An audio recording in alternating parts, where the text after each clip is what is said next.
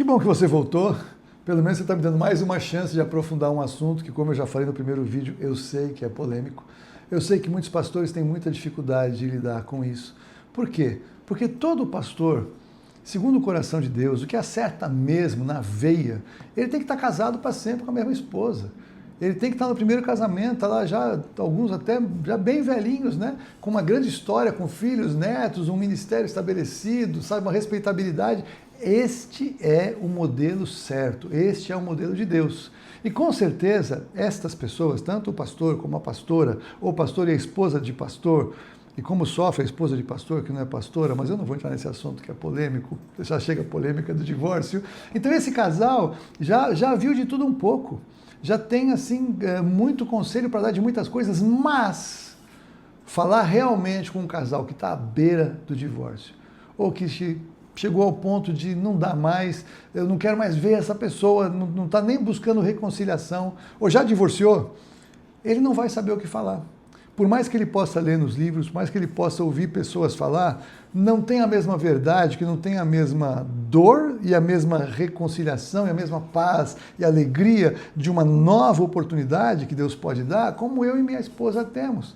Porque nós passamos pelo sofrimento, pelo tempo de solidão, pelas dúvidas e pela dificuldade de ousar um novo tempo, um novo casamento, de chegar à decisão de casar e de começar um casamento que tem, claro, as adaptações como tem o casamento original, o primeiro como tem que ser.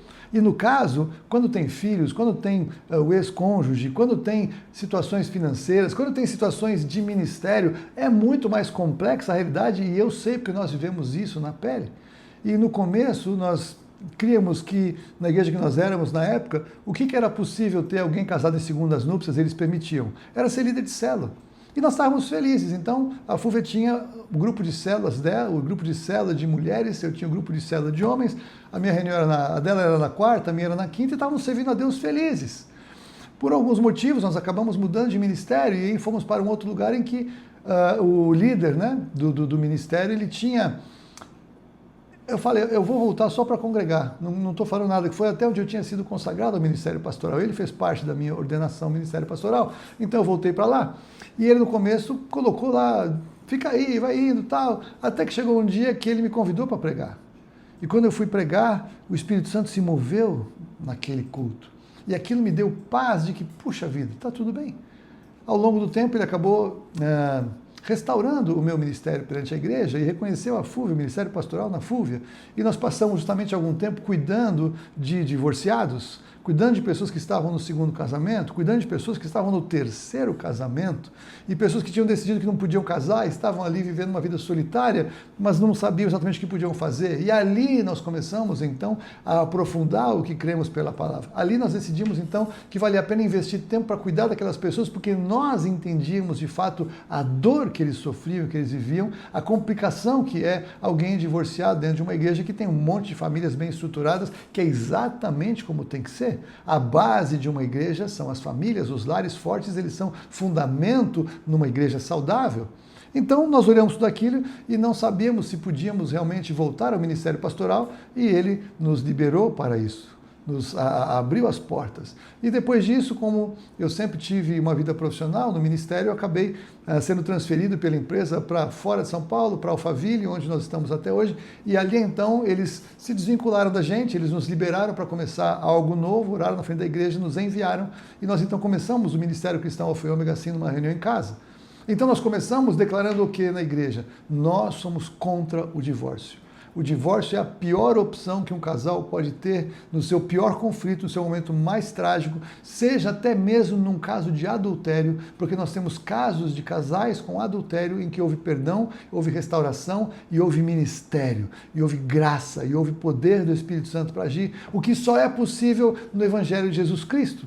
Só Deus pode fazer algo assim no coração da parte ofendida, só Deus pode fazer assim na parte daquela pessoa que foi o ofensor, de se sentir perdoado, de se sentir amado e de viver uma nova realidade, um novo tempo dentro de um casamento restaurado, reconciliado no Senhor, com uma dor sim para tratar, mas com uma perspectiva muito mais sólida de uma restauração, de uma renovação de votos e de aliança, porque pela Bíblia podia ir embora, podia encerrar o casamento, tudo bem, mas o Evangelho é muito mais de perdão do que de ruptura. Essa é a realidade do Evangelho. Cristo nos perdoou na cruz. Nós que éramos inimigos da cruz, nós que éramos inimigos de Deus, nós que nascemos imersos no pecado, ofensores do Senhor, traidores do Senhor na nossa vida espiritual, abraçando as trevas muitas vezes como um amante dentro de uma aliança de casamento com Jesus. Qual a diferença?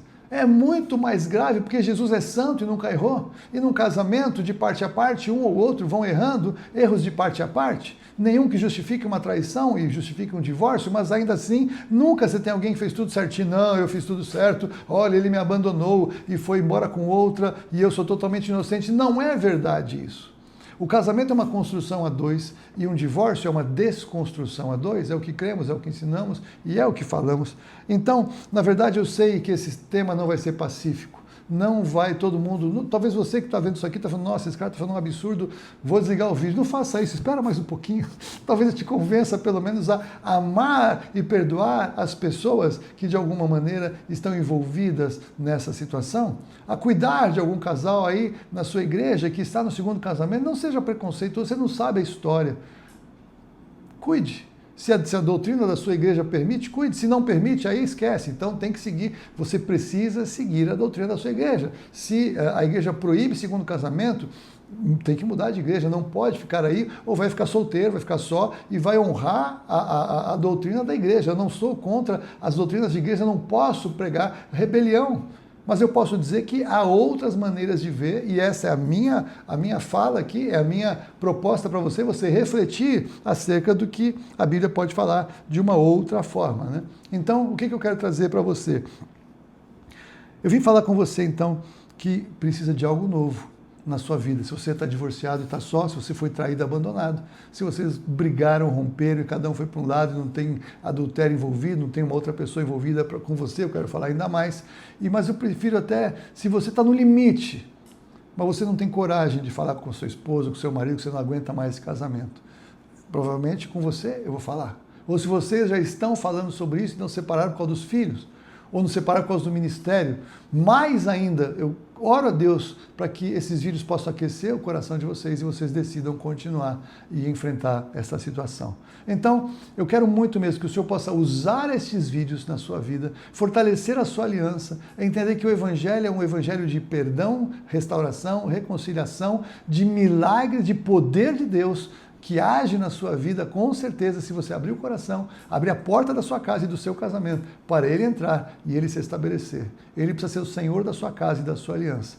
É sobre isso que eu quero falar nessa série de vídeos e eu espero que seja uma grande bênção para você, para a glória do Senhor, em nome de Jesus. Se você gostou, se esse vídeo chegou para você, não sei de que maneira que foi, assina o canal, curte o vídeo, compartilha com alguém, me ajude a alcançar mais pessoas que precisam ouvir esta palavra diferente do que a maioria fala, mas muito pregada já por outras pessoas tão sérias quanto eu. Eu não estou aqui para brincar de divórcio, mas eu estou aqui para falar que há esperança para quem passou por isso, há esperança de restauração e reconciliação de casamento para quem abre o coração, porque Deus é o Deus de alianças. Ele é o Deus de alianças eternas e Ele quer realmente cuidar da sua. Deus te abençoe, em nome de Jesus.